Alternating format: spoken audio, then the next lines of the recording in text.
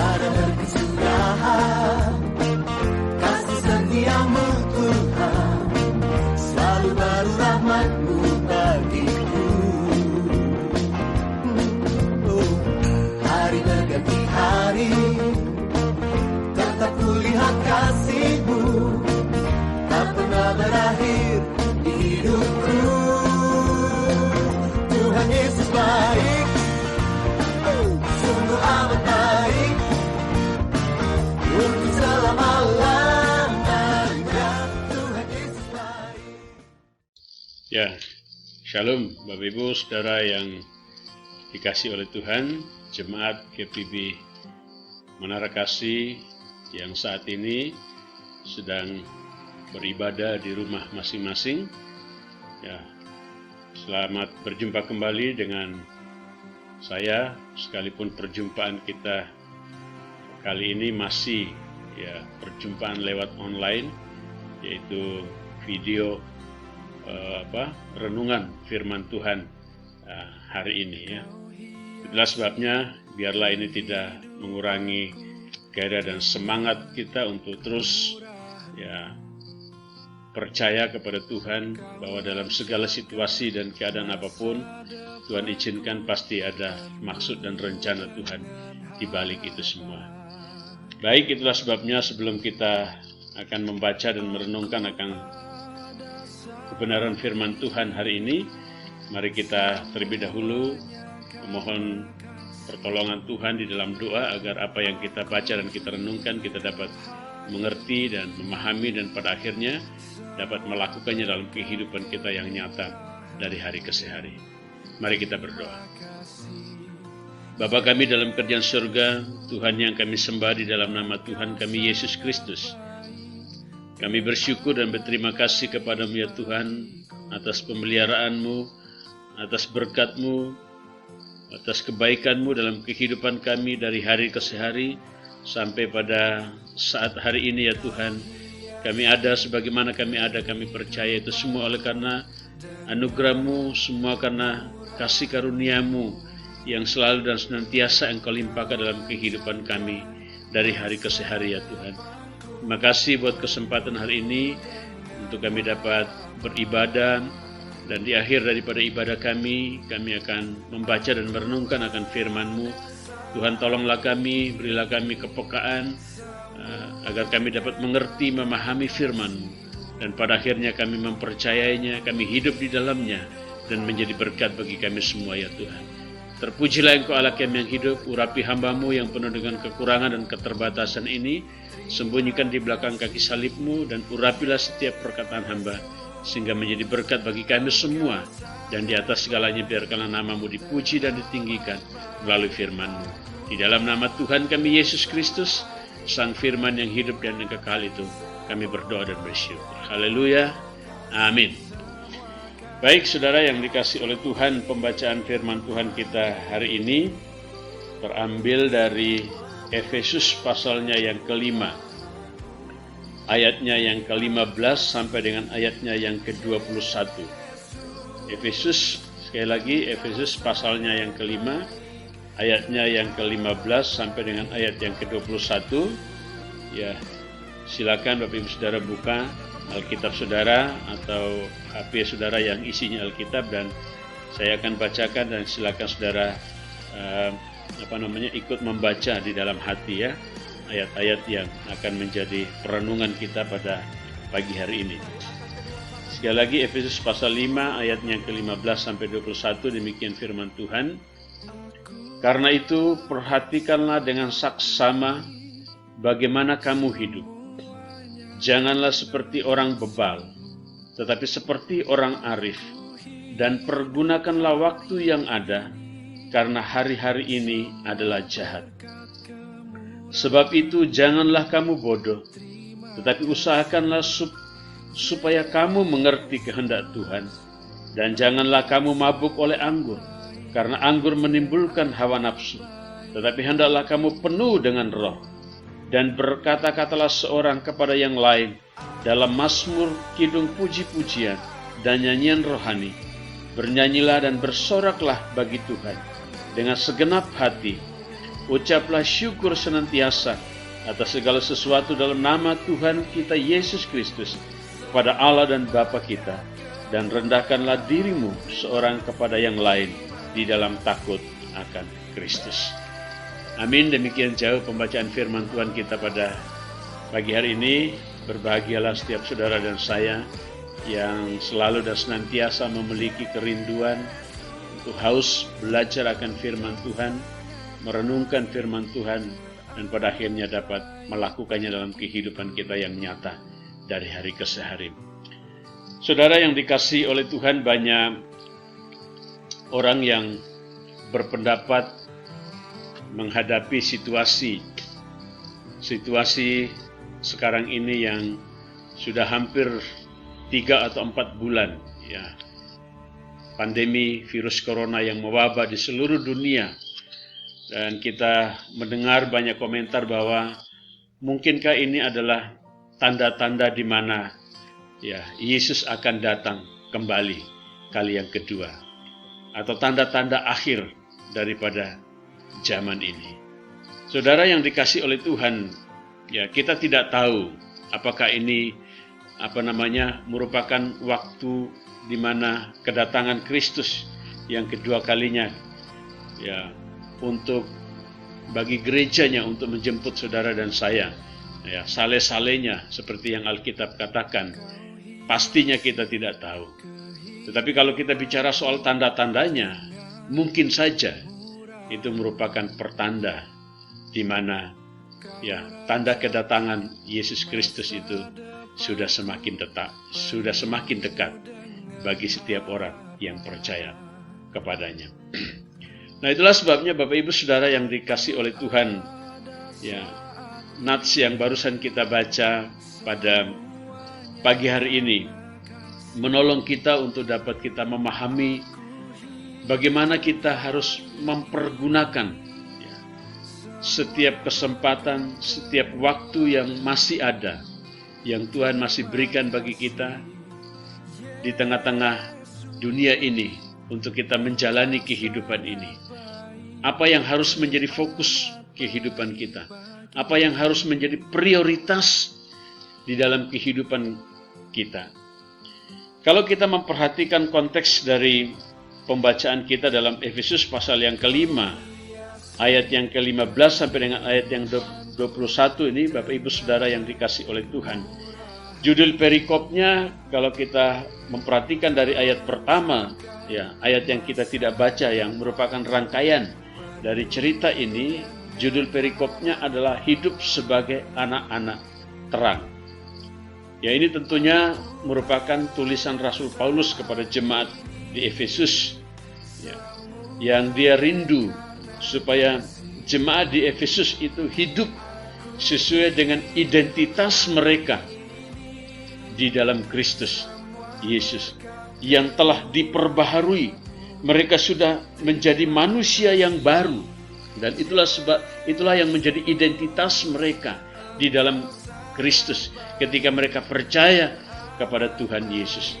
Dan Rasul Paulus rindu supaya kehidupan jemaat di Efesus, ya, mencerminkan kehidupan yang sesuai dengan identitas mereka di dalam Kristus itu, yaitu sebagai manusia yang baru, ciptaan yang baru, oleh karena iman dan percaya mereka kepada Tuhan Yesus Kristus.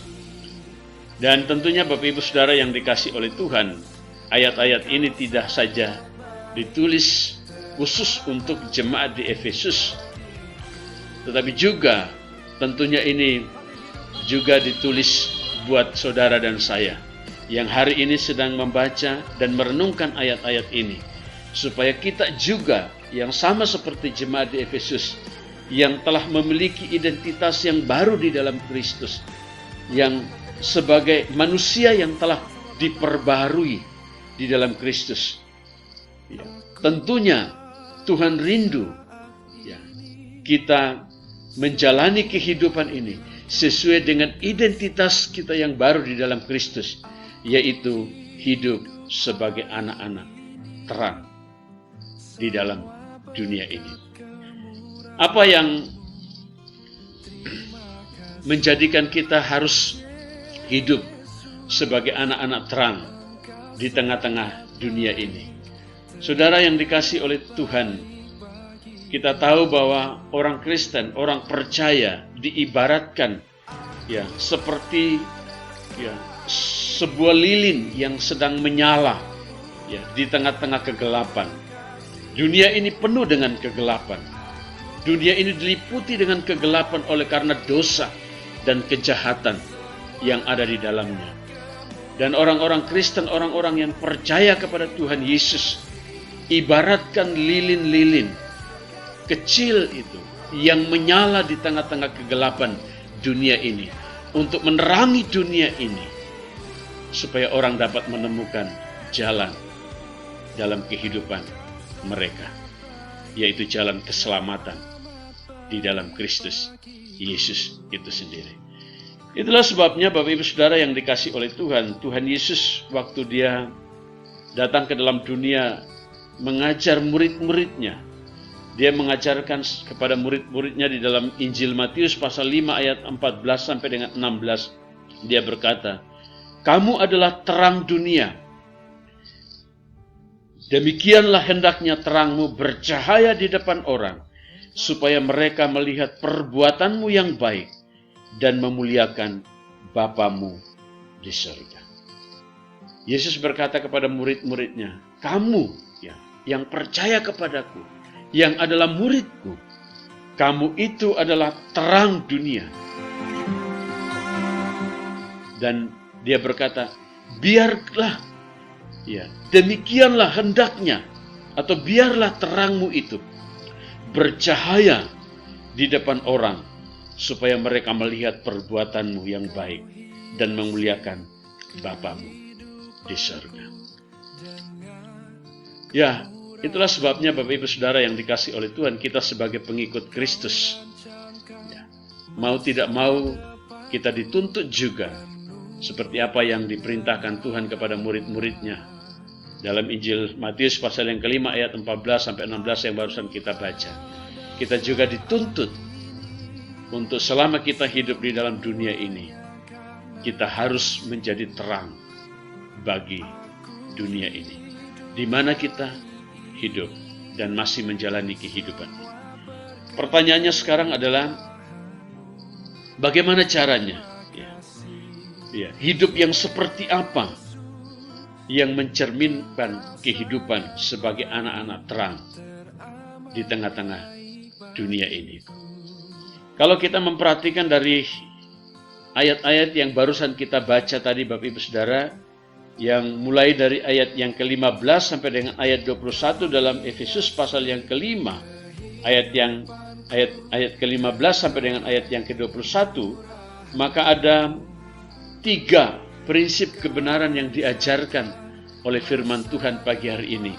Bagaimana caranya kita menjalani kehidupan ini agar kita dapat hidup sesuai dengan identitas kita, mencerminkan kehidupan sebagai anak-anak terang di tengah-tengah dunia ini. Yang pertama dalam ayat yang ke-15 sampai dengan ayat yang ke-17, satu kebenaran di situ dikatakan, khususnya ayat yang ke-15. Karena itu, perhatikanlah dengan saksama bagaimana kamu hidup. Janganlah seperti orang bebal, tetapi seperti orang arif. Ayat 16, dan pergunakanlah waktu yang ada, karena hari-hari ini adalah jahat. Sebab itu janganlah kamu bodoh, tetapi usahakanlah supaya kamu mengerti kehendak Tuhan. Menarik sekali di sini Bapak Ibu Saudara yang dikasihi oleh Tuhan, khususnya di dalam ayat yang ke-16 dikatakan, dan pergunakanlah waktu yang ada, karena hari-hari ini adalah jahat. Yang pertama, saudara, bagaimana kita dapat hidup yang mencerminkan kehidupan sebagai anak-anak terang di tengah-tengah dunia ini. Yang pertama adalah kita harus hidup dengan cara mempergunakan waktu yang ada dengan sebaik-baiknya.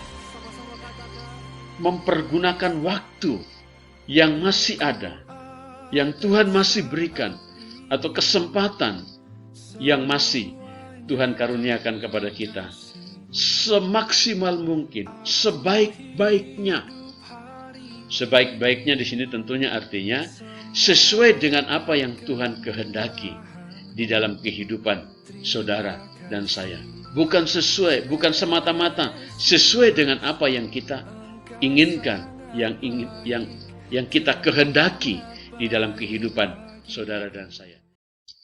Ya, sebaiknya selain itu mengandung pengertian mempergunakan waktu kita sesuai dengan apa yang Tuhan inginkan atau kehendaki, tetapi juga sebaik-baiknya itu mengandung pengertian ya, menjalani kehidupan ini, menginvestasikan kehidupan ini untuk perkara-perkara rohani, untuk hal-hal yang berdampak kepada kekekalan, kepada keabadian di dalam kerajaan surga itu sendiri.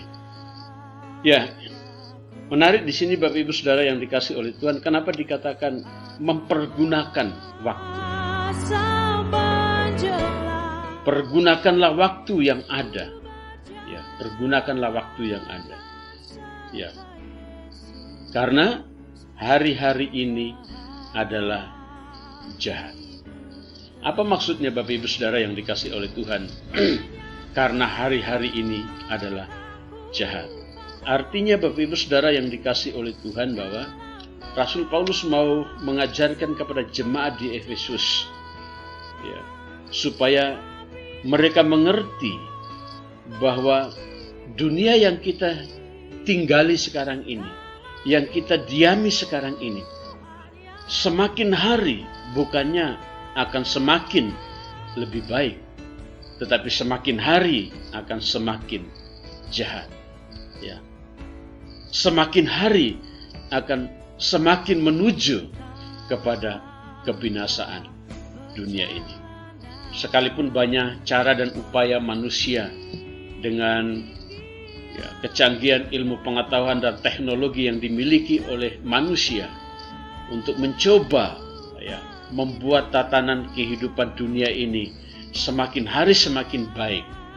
Bapak Ibu Saudara yang dikasih oleh Tuhan, tetapi Alkitab sudah mengatakan bahwa dunia ini satu ketika akan berakhir, akan musnah, akan habis semua yang ada di dalam dunia ini.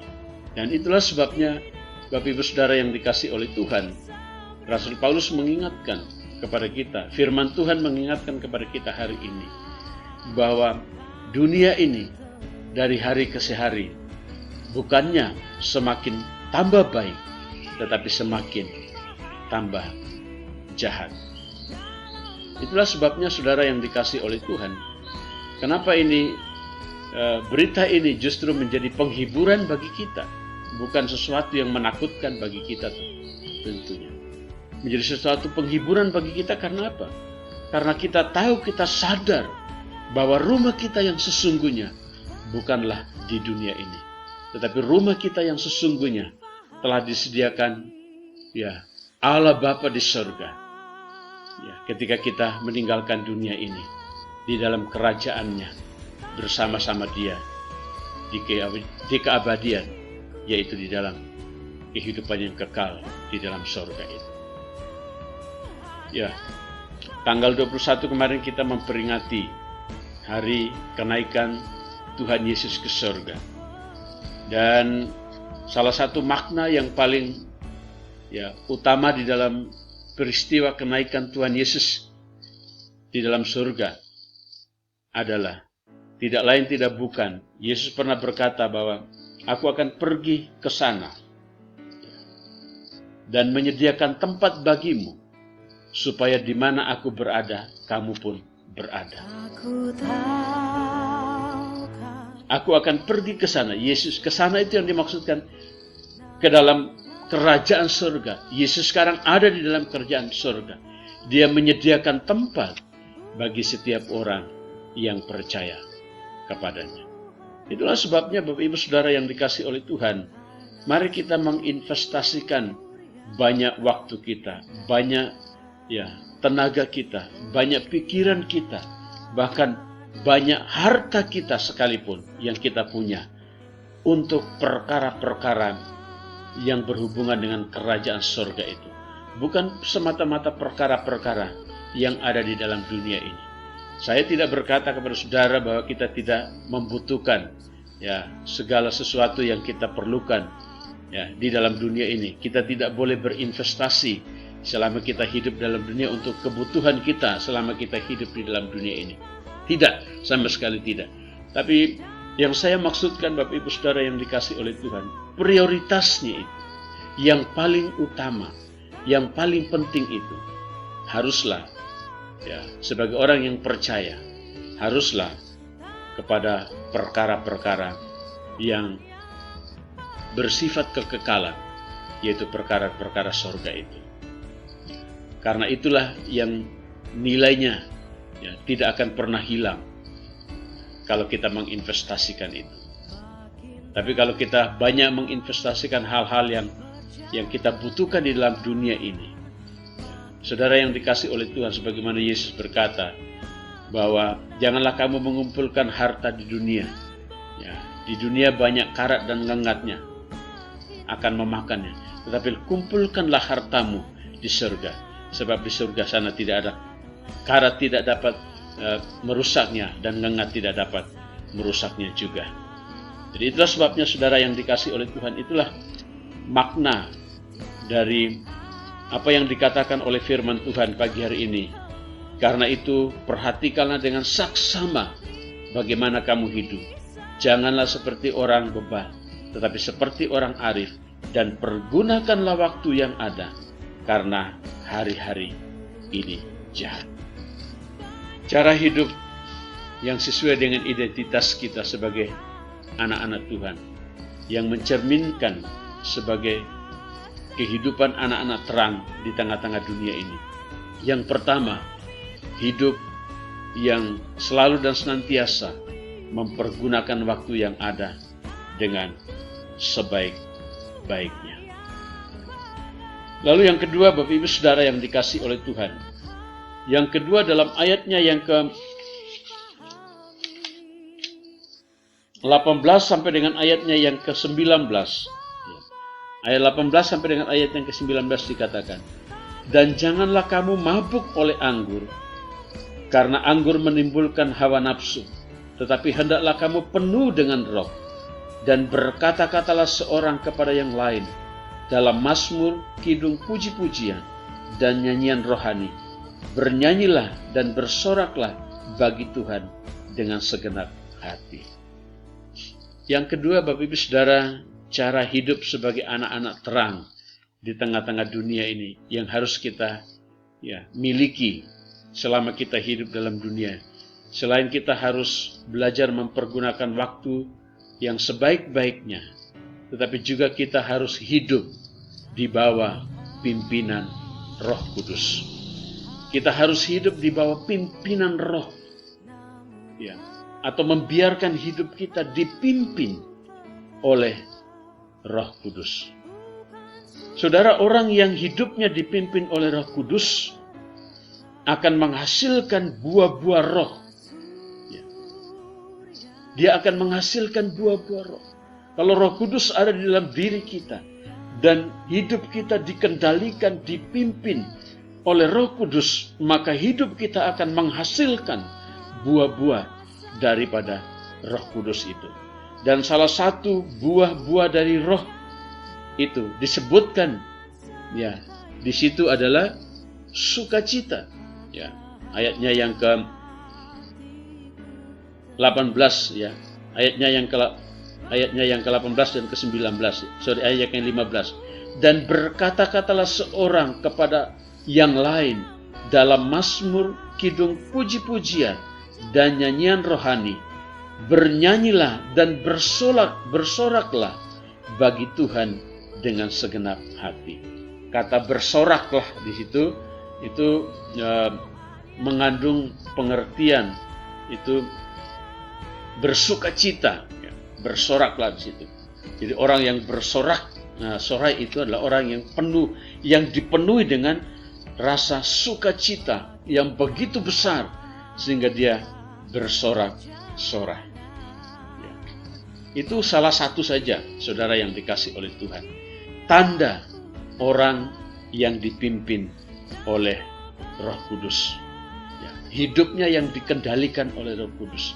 Hidupnya yang dipimpin oleh Roh Kudus, dia akan menghasilkan buah-buah Roh itu sendiri.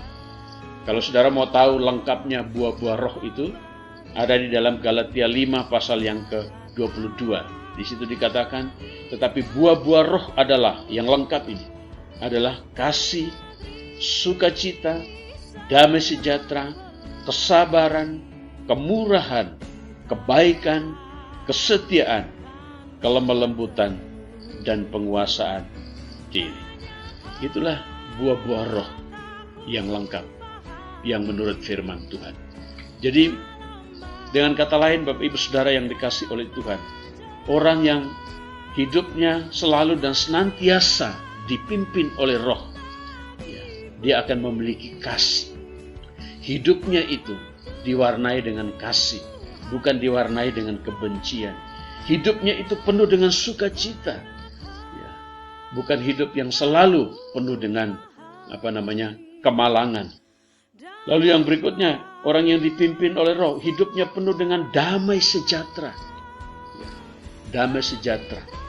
Damai sejahtera itu artinya Bapak Ibu Saudara yang dikasih oleh Tuhan, ada bukan saja sukacita, ya, yang diekspresikan lewat raut wajah, tetapi ada kedamaian, ada kebahagiaan yang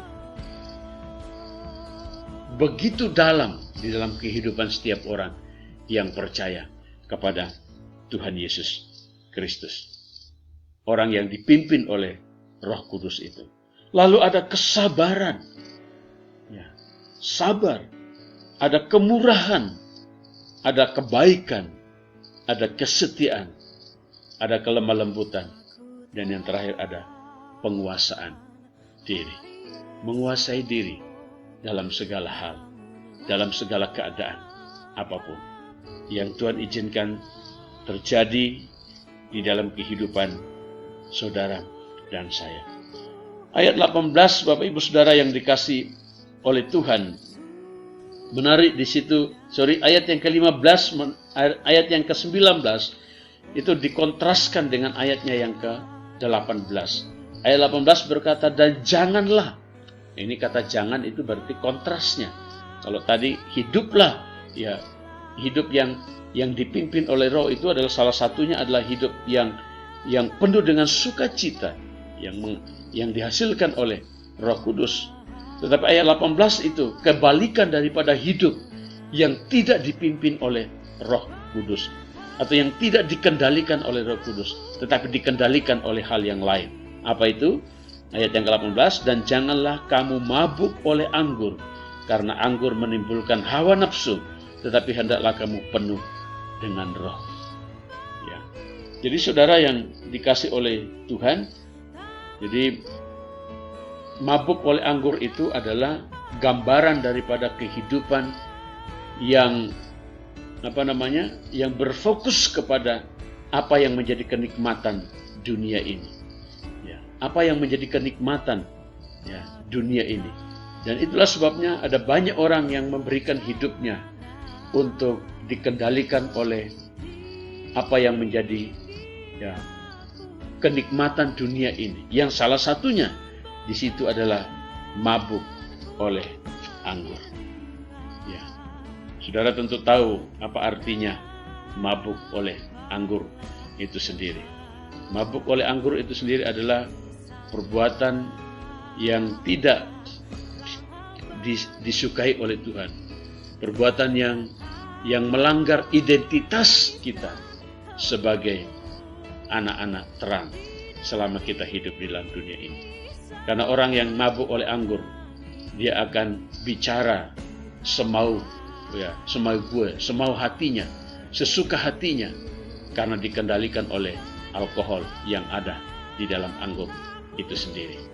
Tapi biarlah kehidupan kita selalu kita rindu supaya dipimpin dan dikendalikan oleh Roh Kudus.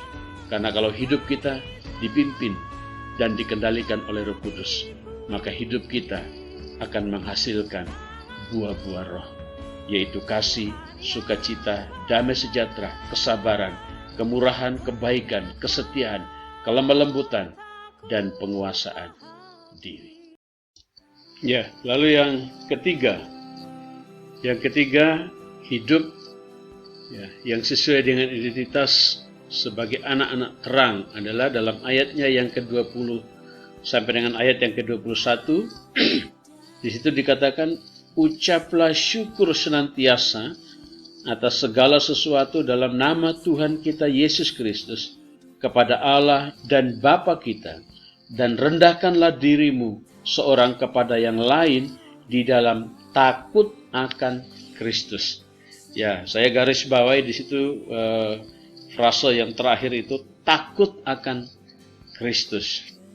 Jadi yang ketiga, Bapak Ibu Saudara yang dikasihi oleh Tuhan, hidup yang sesuai dengan identitas kita sebagai anak-anak terang selama kita hidup di dalam dunia ini. Selain kita harus mempergunakan waktu yang ada sebaik-baiknya. Lalu yang kedua juga, selain kita harus hidup dipimpin oleh Roh Kudus, tetapi juga yang ketiga, kita harus hidup takut akan Tuhan. Hidup takut akan Tuhan. Apa artinya hidup takut akan Tuhan, Bapak Ibu Saudara yang dikasihi oleh Tuhan? Tentu ini tidak berarti hidup takut akan Tuhan itu tidak berarti bahwa kita melihat Tuhan itu seperti sesuatu yang menakutkan. Datang kepada Tuhan itu sesuatu yang menakutkan. Tidak. Jadi makna daripada kata takut akan Tuhan di sini adalah, Bapak Ibu Saudara yang dikasihi oleh Tuhan, hormat, tunduk, dan hidup dalam ketaatan kepada firman Tuhan. Itu artinya hidup takut akan Tuhan. Hidup yang selalu menghormati Tuhan. Menghormati Tuhan itu artinya, Bapak Ibu Saudara yang dikasihi oleh Tuhan, melakukan apa yang dikehendaki oleh Tuhan, perintah Tuhan, tunduk kepada apa yang difirmankan kepada Tuhan, dan taat melakukan segala sesuatu yang Tuhan perintahkan dalam kehidupan saudara dan saya. Itulah arti dari takut akan Tuhan, kehidupan yang takut akan Tuhan. Lalu ciri orang yang takut akan Tuhan dalam teks ini disebutkan di dalam ayat yang ke-20. Di situ dikatakan, ucaplah syukur senantiasa atas segala sesuatu dalam nama Tuhan kita Yesus Kristus kepada Allah dan Bapa kita. Jadi simpel sekali dan menarik di sini, orang yang mau hidup takut akan Tuhan itu adalah hidup yang selalu mengucap syukur. Mengucap syukur kepada Tuhan.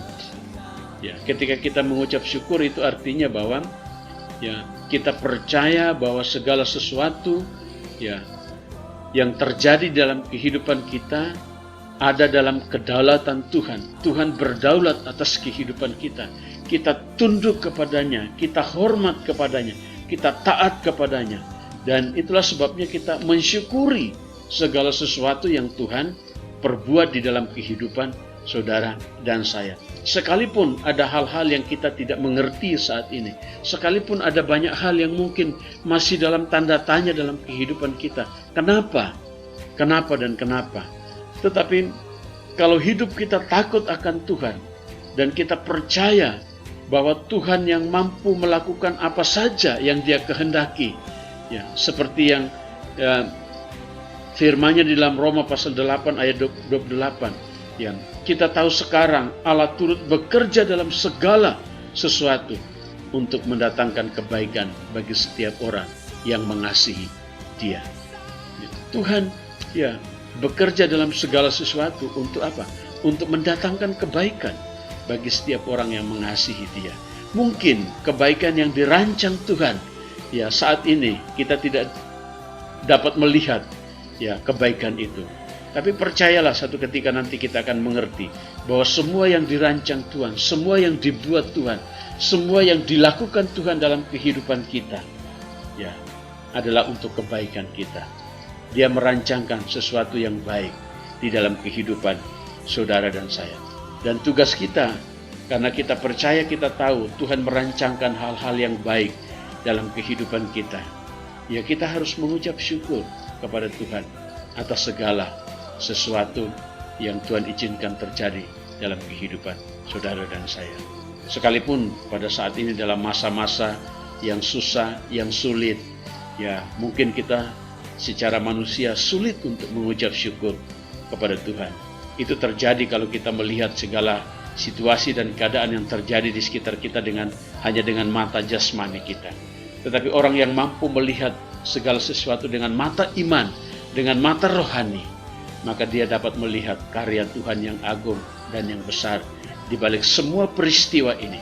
Dan satu ketika nanti kita akan tahu bahwa Tuhan sedang merancangkan sesuatu yang indah, sesuatu yang baik dalam kehidupan setiap orang yang percaya kepadanya. Dan itulah sebabnya, ya, firman Tuhan berkata, ucapkanlah syukur senantiasa atas segala sesuatu dalam nama Tuhan kita, Yesus Kristus. Mengucap syukur atas segala sesuatu. Karena orang yang paling bahagia ya di dunia ini, sekali lagi saya mau berkata kepada saudara, adalah orang yang selalu mengucap syukur sekalipun dia dalam keadaan yang tidak menyenangkan. Ya, itulah orang yang paling berbahagia di dalam dunia ini. Dia selalu mensyukuri segala rahmat dan berkat Tuhan dalam kehidupannya. Dan sebaliknya, orang yang paling menderita di dalam dunia ini, orang yang punya segala-galanya, ya, orang yang memiliki ya segala sesuatu, ya, apa saja yang dibutuhkan ada, tetapi tidak pernah mengucap syukur dalam hidupnya. Sungguh menderita orang yang seperti itu. Tapi biarlah kita orang yang sekalipun kita tidak punya apa-apa, ya, kita mungkin masih banyak mengalami pergumulan, penderitaan selama kita hidup di dalam dunia ini. Tetapi kalau kita selalu dan senantiasa mengucap syukur kepada Tuhan atas segala sesuatu yang Tuhan izinkan terjadi dalam kehidupan kita, maka saudara dan saya adalah orang yang paling bahagia di dalam dunia ini. Itu ciri yang pertama. Ciri yang kedua, orang yang takut akan Tuhan selain dia selalu mengucap syukur, dalam ayat 21 dikatakan adalah orang yang selalu rendah hati. Atau orang yang tidak sombong, ya. Dan rendahkanlah dirimu seorang kepada yang lain di dalam takut akan Kristus. Ya, kerendahan hati, saudara, dibutuhkan. Ya, seperti teladan yang diberikan oleh Tuhan Yesus. Dia yang dari surga, yang punya segala-galanya dalam kerjaan surga. Dia rela datang ke dalam dunia yang penuh dengan ya dosa ini. Bahkan dia rela mati di kayu salib demi menebus saudara dan saya, supaya saudara dan saya tidak mendapatkan penghukuman yang kekal, tetapi sebaliknya akan mendapatkan kehidupan yang kekal di dalam kerajaan surga. Dan Tuhan juga rindu saudara dan saya sebagai orang yang percaya kepadanya, sebagai pengikutnya di tengah-tengah dunia ini. Marilah kita memiliki teladan hidup seperti yang dimiliki oleh Tuhan Yesus, yang selalu rendah hati dan tidak sombong, sekalipun dia punya segala-galanya yang ada dalam kerajaan surga, punya kuasa, dan apa saja bisa dibuat oleh Tuhan. Tetapi dia mengosongkan diri, merendahkan diri demi saudara dan saya. Dan itulah sebabnya dia rindu supaya hidup saudara dan saya juga selalu dan senantiasa mencerminkan sebuah kehidupan yang rendah hati, yang murah hati, dan yang tidak sombong. Kenapa? Karena kesombongan adalah satu hal yang paling dibenci oleh Tuhan. Lucifer, ya, yang jatuh, ya, malaikat, ya, pemimpin malaikat di surga itu yang akhirnya jatuh, ya, oleh karena dosa kesombongan. Dan karena dosa kesombongan itulah Tuhan menghukum dia. Ya. Dan itulah sebabnya Tuhan tidak mau kita seperti itu. Tuhan mau kita hidup sesuai dengan identitas kita yang telah diperbaharui di dalam Kristus Yesus. Yaitu hidup takut akan Tuhan. Orang yang takut akan Tuhan adalah orang yang selalu mengucap syukur kepada Tuhan atas segala sesuatu yang terjadi dalam hidupnya. Tetapi juga yang kedua, orang yang selalu memiliki kerendahan hati di dalam setiap hal yang dia perbuat, sehingga melaluinya orang lain diberkati dan nama Tuhan dipuji dan dipermuliakan. Biarlah prinsip-prinsip kebenaran ini menolong kita untuk terus kita hidup sesuai dengan apa yang menjadi identitas kita di dalam Kristus. Ya, hidup kita yang telah diperbaharui. Dan Tuhan mau supaya kita hidup sebagai anak-anak terang di tengah-tengah dunia ini. Bagaimana caranya? Yang pertama, mari kita mempergunakan waktu ini dengan sebaik-baiknya untuk perkara-perkara kekekalan, untuk menginvestasikan hidup kita soal kerajaan sorga. Yang kedua, mari kita biarkan hidup kita dipimpin dan dikendalikan oleh Roh Kudus. Supaya apa? Supaya hidup kita menghasilkan buah-buah roh. Kasih, sukacita, damai sejahtera, dan seterusnya adalah buah-buah yang dihasilkan oleh kehidupan yang selalu dan senantiasa dipimpin oleh Roh Kudus. Yang ketiga, yang terakhir adalah mari kita hidup takut akan Tuhan. Ya, kita tunduk, kita taat terhadap apa yang diperintahkan Tuhan dalam kehidupan saudara dan saya. Dan ciri orang yang takut akan Tuhan adalah orang yang selalu dan senantiasa mengucap syukur kepada Tuhan atas segala sesuatu yang terjadi dalam hidupnya. Lalu yang kedua, orang yang selalu menjalani kehidupan ini dengan rendah hati, tidak sombong dalam melakukan segala sesuatu. Kiranya Tuhan memberkati saudara dan saya. Baik, sebelum kita akan mengakhiri perenungan firman Tuhan kita pada hari ini, dan sebelum kita berdoa mengucap syukur atas firman Tuhan hari ini, dan sekaligus menutup rangkaian ibadah kita pada hari ini dan menerima berkat Tuhan, saya rindu kali ini kita menyanyikan pujian yang setiap hari Minggu kita nyanyikan di gereja sebelum kita menerima doa berkat, yaitu El Shaddai. Tak usah ku takut, Tuhan menjaga saudara dan saya. Biarlah pujian ini meneguhkan iman dan percaya kita untuk kita tidak mudah khawatir, tidak mudah takut dalam segala hal yang terjadi saat ini. Karena kita percaya Allah kita adalah Allah yang punya kuasa. Allah kita Allah yang berdaulat. Allah kita Allah yang sanggup melakukan apa saja yang Dia kehendaki menurut rencana dan rancangannya yang terbaik bagi kehidupan saudara dan saya. Mari kita naikkan pujian ini bersama-sama. Tak usah ku takut, El Shaddai, El Shaddai.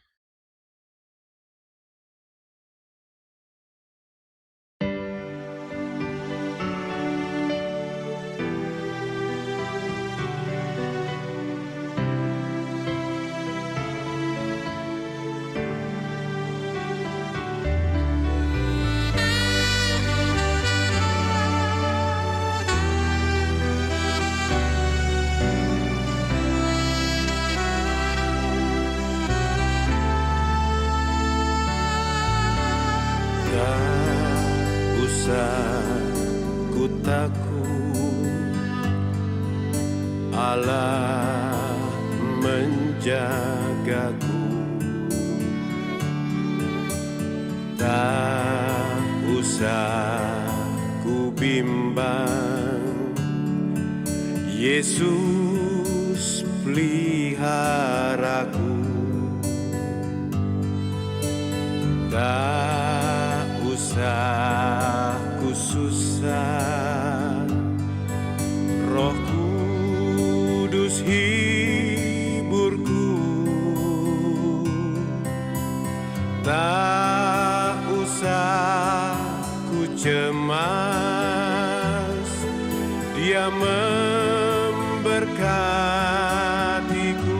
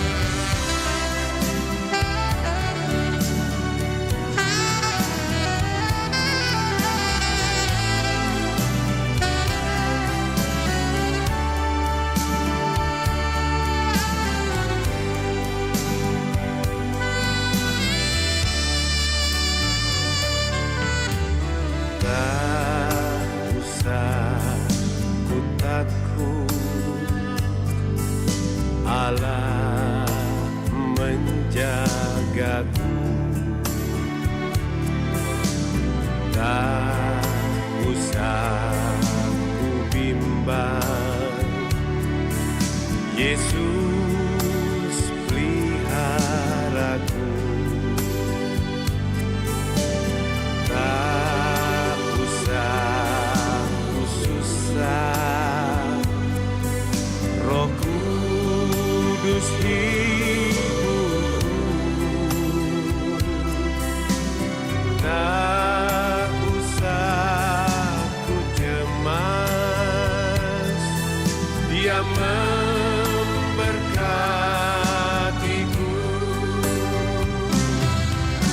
El Shaddai, El Shaddai, Allah Maha Kuasa.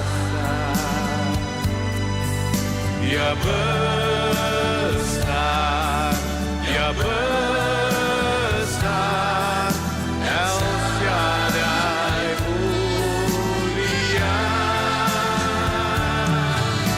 El Shaddai, El Shaddai,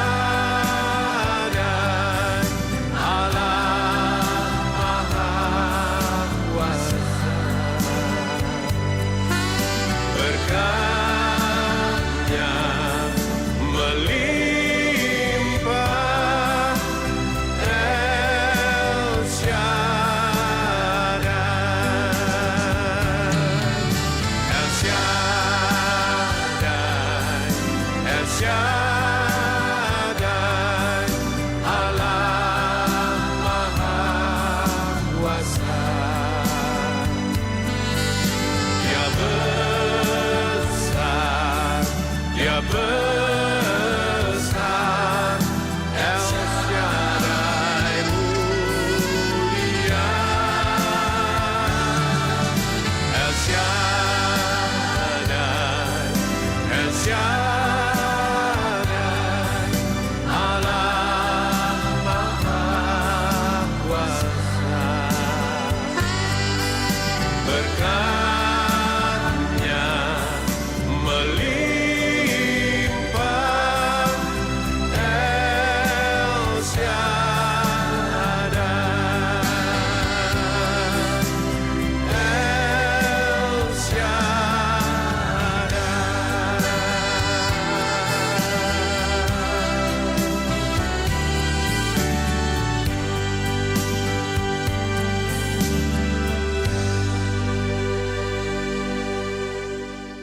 Ya, mari kita berdoa. Bapa kami dalam kerajaan surga, terima kasih untuk berkat firman-Mu yang kami renungkan pada pagi hari ini ya Tuhan. Terima kasih Engkau mengingatkan kami untuk kami selalu dan senantiasa hidup sesuai dengan identitas kami yang baru di dalam Kristus, yaitu hidup sebagai anak-anak terang di tengah-tengah dunia ini ya Tuhan. Agar hidup kami menjadi berkat bagi banyak orang dan mempermuliakan nama-Mu ya Tuhan. Terima kasih karena Engkau mengajarkan kami untuk selalu dan senantiasa mempergunakan waktu yang ada, yang Tuhan masih berikan bagi kami, kesempatan yang masih Tuhan berikan bagi kami untuk kami hidup di dalam dunia ini ya Tuhan, dengan sebaik-baiknya. Terima kasih juga Tuhan telah mengajarkan kepada kami melalui firman-Mu, untuk kami dapat membiarkan hidup kami, mengizinkan Roh berkarya dan bekerja secara leluasa dan bebas di dalam kehidupan kami, supaya hidup kami selalu dan senantiasa menghasilkan buah-buah Roh bagi orang lain, bagi kemuliaan nama-Mu ya Tuhan. Dan terima kasih juga Kau mengajarkan kepada kami untuk kami hidup takut akan Tuhan, dan biarlah hidup kami mencirikan sebagai orang yang takut akan Tuhan dengan cara mengucap syukur atas segala hal yang Tuhan izinkan terjadi dalam kehidupan kami, dan selalu memiliki kerendahan hati melalui sikap dan perbuatan kami di tengah-tengah kehidupan kami dimanapun kami berada ya Tuhan. Tanamkan dan materaikan prinsip-prinsip kebenaran ini dalam hati dan pikiran kami, dan kami mengucap syukur untuk segala berkat-Mu yang kami nikmati sepanjang ibadah kami dan pemberitaan firman-Mu hari ini. Dan biarlah sebentar kami pulang ya Tuhan, membawa berkat-berkat itu, menghidupinya dan menjadikannya berkat bagi orang lain. Itulah sebabnya saudaraku yang dikasihi oleh Tuhan, terus arahkanlah hatimu kepada Tuhan, berharaplah kepada Dia menjadi sumber segala berkat. Sekarang pulanglah, angkatlah kedua tanganmu dan terimalah berkat dari Tuhan. Pertolongan kita ialah dari Tuhan yang menjadikan langit dan bumi. Ia tak akan membiarkan kakimu goyah. Tuhanlah penjagamu, Tuhanlah naunganmu. Tuhan akan menjaga engkau terhadap kecelakaan. Ia akan menjaga nyawamu. Tuhan akan menjaga keluar masukmu. Semua berkat ini kita terima dalam nama Bapa, Anak, dan Roh Kudus yang menyertai saudara-saudara sekalian hari ini sampai selama-lamanya. Amin.